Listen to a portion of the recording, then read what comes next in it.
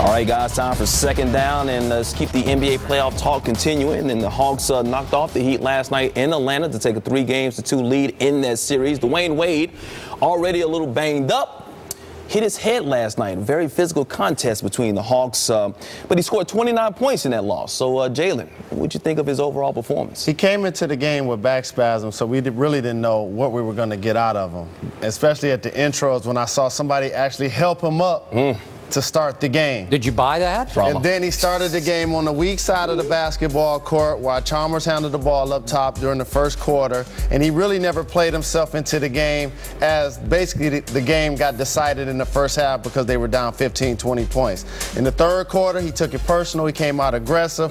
He started attacking the basket, but at that point, it was too late. So the 29 points really weren't indicative of how he really played. He didn't have a great overall game.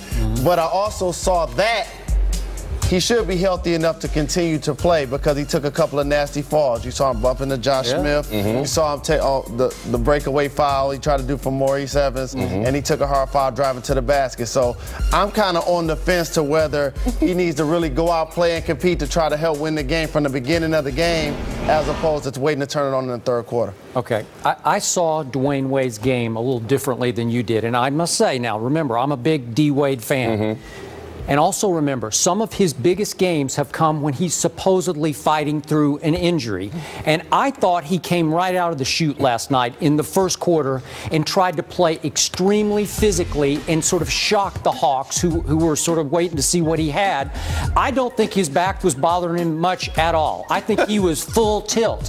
Then I thought he hit his head, then he comes back in. There was still a game at this point.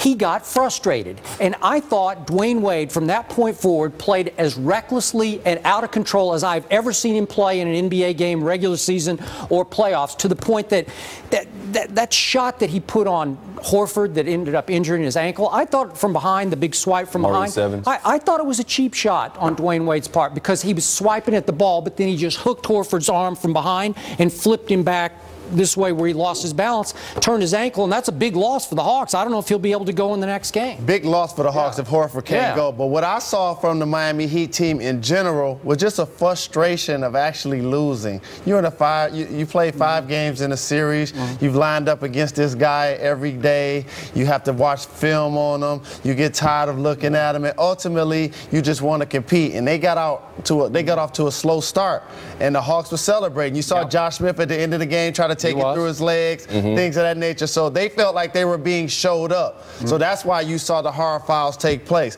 But also, if you're the Miami Heat, don't in the post-game conference say you don't like what Josh Smith did. But 2 plays later, you give up a breakaway dunk to Joe Johnson. So if you don't like it, stop it during the game. I agree. But he also said that he feels like they're playing dirty. Do you agree with the Heat They just played dirty? frustrated. Frustrated dirty? They played upset. Because they were losing and they felt like the Hawks were really taking it to them. And Dwayne Wade took it personal, in particular when at the end of the second quarter they got a defensive stop and he saw the Hawks going to the locker room cheering. So at that point he felt like it's going to be a basket or a foul from here on out. This series has been the flip side of Chicago-Boston because every game has been out of control unpredictably one way or the other.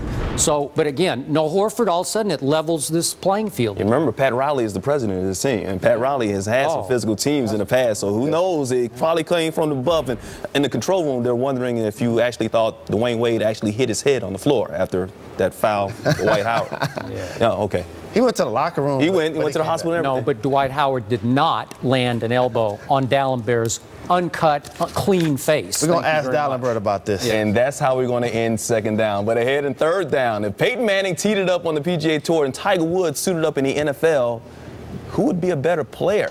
You want to stick around for that debate that's coming up.